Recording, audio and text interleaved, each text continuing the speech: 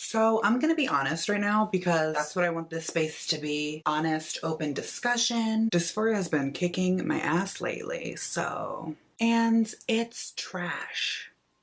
Thanks for asking. Welcome! So before we get into it, we're not even gonna be getting like that deep into it if we're honest, but I'm just gonna throw out a kind of like content trigger warning situation. I'm going to be talking about body and gender dysphoria. So if that's not something you want to watch or listen to or whatever, I get it. Go ahead and click on a different video and like have a nice day, night, whatever. Okay, so something that I've noticed for me is that my like body and gender dysphoria. Haha, I love yogurt. Situation is low-key getting worse as my relationship to my body gets better. What? Like somehow my dysphoria is getting worse while it's also getting better? Can someone like at me, please tell me how that makes any sense? And like, why is this what you're up to?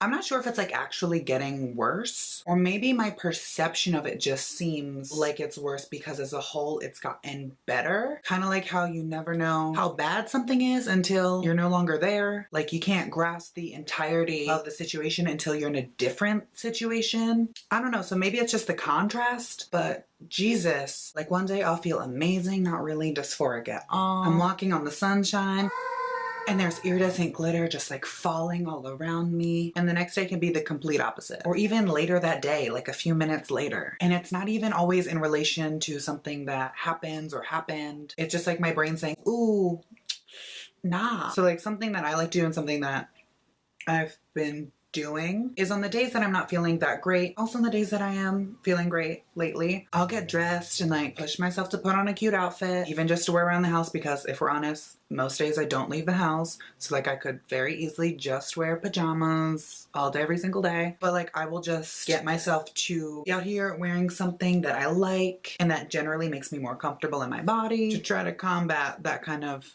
discomfort I'm feeling otherwise. And I haven't really talked about it a lot, if any, about dysphoria online or just in general, because it's like, you know, not a fun thing to deal with. But I do want to talk about it for anyone out there that can relate and to open the space for sharing. And then for those that don't, to maybe gain some sort of understanding if they've never experienced it themselves, maybe. So let's have a little rundown moment. If you don't know what dysphoria is, it can be kind of hard to describe and explain to someone who hasn't experienced it or noticed that they experienced or haven't really dealt with it, or once you do notice it, all of the ways that it has affected you and your life. So according to the Merriam-Webster dictionary, dysphoria in general is defined as a state of feeling very unhappy, uneasy, or dissatisfied. But like at the end of the day, isn't that all of us? Wait, does the dictionary definition of dysphoria describe the entire state of the world?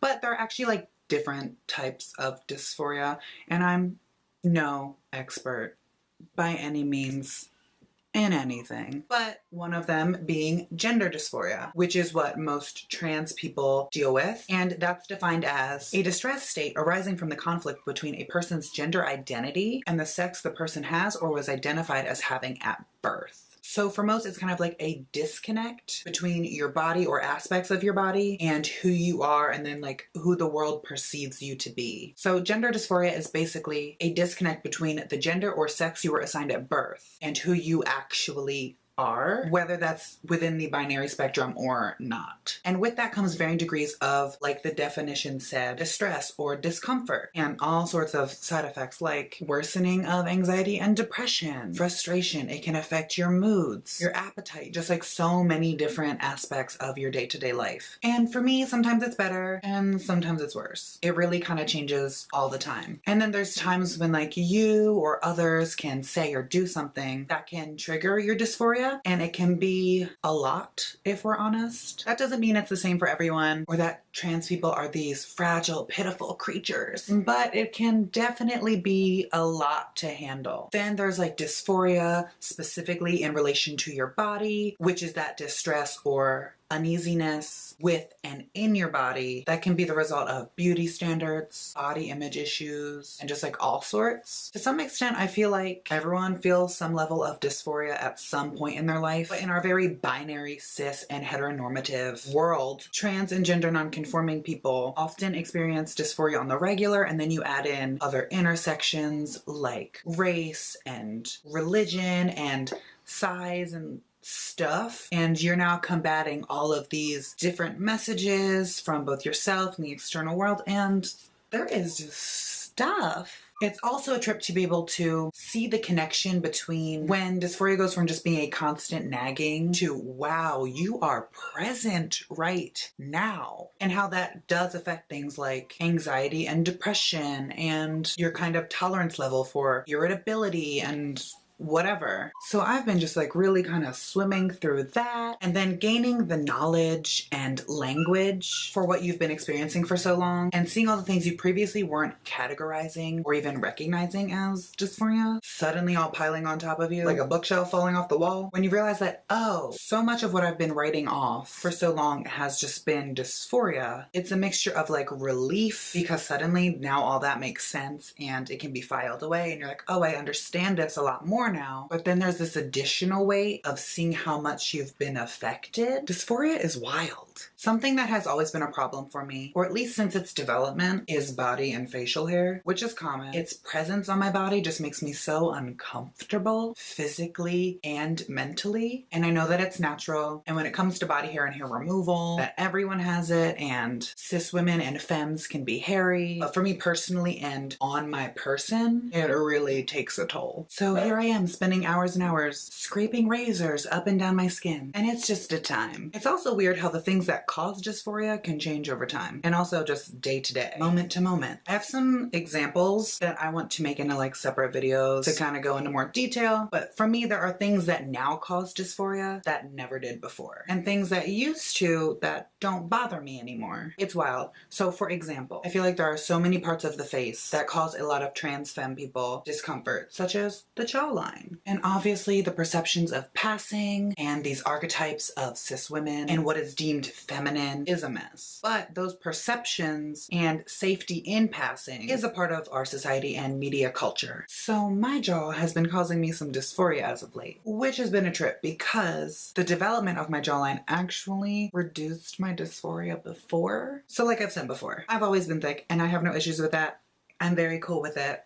Hi. And I was a heavy child, so as I got older, I was really excited when my jawline became a little bit more defined and sharper than it was previously. And that definitely comes from clinging on to these beauty standards and thin ideals of what it is to be both a man and a woman in our society. So when this jaw became more pronounced and I could sharpen her up even more with some contouring, I was set. I was excited that she was present in photos. Like I was just very happy with the whole situation and highlighting and making sure it popped as much as it could, and that this jaw was present reduced some of my dysphoria around my body. I was feeling more comfortable because of something as dumb as my jaw. But lately it's been causing the opposite effect, which I know is silly because it's just a jaw. And even in terms of femme passability, there are cis women out here with stunning, amazing, sharp, chiseled jawlines that are just like doing the damn thing. But that doesn't stop my brain. Knowing and acknowledging that doesn't make dysphoria go away. And I don't even have the strongest jawline. Like, if I'm honest with myself, she's good, she's fine. Honestly, it's whatever. But then dysphoria creeps up and is like, LOL, you thought. We have this like brow ridge situation, which is honestly not a big deal. I would prefer it if she was like a little smoother, but I can kind of counteract that with like baking while I'm putting on my makeup. But sometimes it'll still creep up and be like, okay, but why is this a thing? Then there's social dysphoria, where there are parts and features that don't necessarily make you uncomfortable with yourself, but the social perception of those features does make you uncomfortable. So maybe you're not actually uncomfortable with, say, your jawline, but you are uncomfortable with other people's discomfort of your features that you might actually like. And that comes back to self-reflection and analysis of, am I actually uncomfortable with this? Or am I uncomfortable with making you uncomfortable? which is a weird balancing act that, depending on the day, you might get different answers. Brains are honestly such a mess, and this is another video really without a conclusion because it's ongoing for me, and to some extent will probably always be. So hey, if you're dealing with dysphoria in whatever aspect and whatever way you might be dealing with it, you're definitely not alone, and I'd like the comment section under this video to be a safe space where if you like, you can share and have a nice supportive and open discussion, you know, just like digital hugs for everyone. So yeah, brains, who needs them? I guess the US government already figured out that they didn't need them, so I guess that means I can too. We come in peace. Subscribe for new videos whenever they get posted. Social media grab in the description. Okay, bye. Oh hey, P.S. A lot has happened in the world since the last time I made a video, such as the #MeToo movement, which is amazing. But we also can't forget that it was started years ago by a Black woman named Tarana Burke. And no matter how mainstream and big of a movement it becomes, we can't let it be co-opted and basically whitewash the fact that it was started by a Black woman years ago. And it needs to be more than just a hashtag. And we also need to listen and believe and support everyone who comes forward and talks about their experiences. And we definitely need to be focused on and worry about net neutrality. There's a vote coming up on December 14th, I believe, on net neutrality, where basically these large corporations want to control what we do and see on the internet. So if you're here watching this YouTube video and enjoy doing anything on the internet, you should go to battleforthenet.com and learn more about what's going on and what you can do about it. Cause like, yeah, let's not do this. There's so much happening in the world constantly, like could never fit it all here. There's a lot. So yeah, with that, okay, bye.